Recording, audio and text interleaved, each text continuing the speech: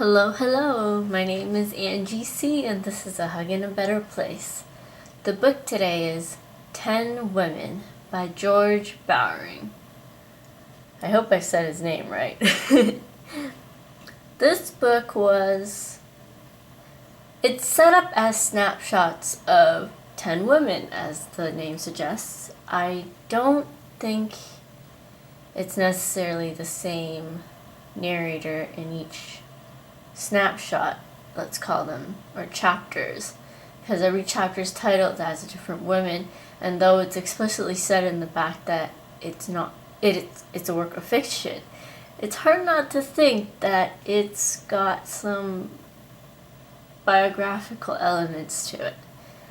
And so I approached each of these chapters trying to find, pretty much just reading and searching for the chapter's namesake. So the woman that the chapter is named after, and what mark they've left, and why they were significant or memorable and warranted their own chapter.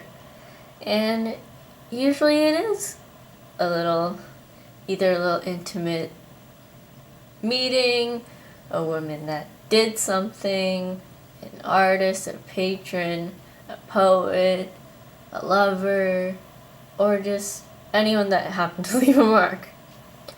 And I liked that was the approach of the book. For me, though, the parts that broke or took me out a little bit was when there were these self-acknowledging moments that it was a work of fiction, and that was usually very jarring and disconnected me from the story. And also the voice of, you can tell that all these stories are written by the same person, which is good because that means that it's a very distinctive voice. But sadly, that voice turned out to be very arrogant and threw out all these assumptions of the reader.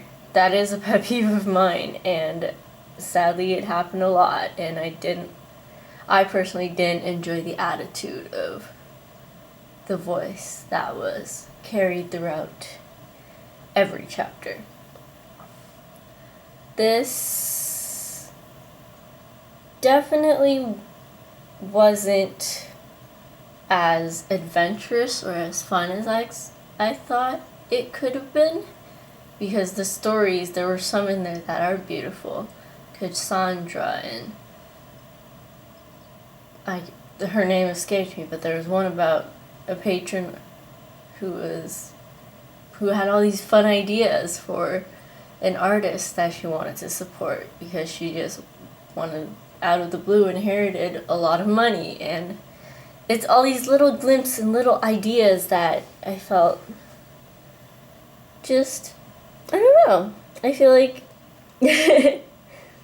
this work of fiction definitely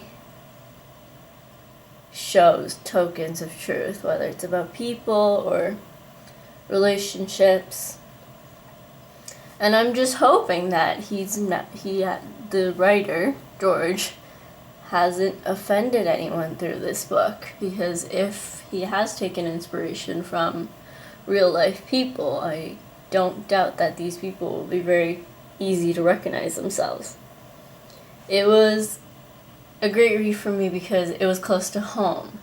I knew every street he mentioned, whether it was somewhere in Toronto, somewhere in Hamilton, somewhere in Tokyo. And that's a personal thing. I feel like you could enjoy it just as much without knowing the references, but I always like catching it. It's like a little inside joke of sorts.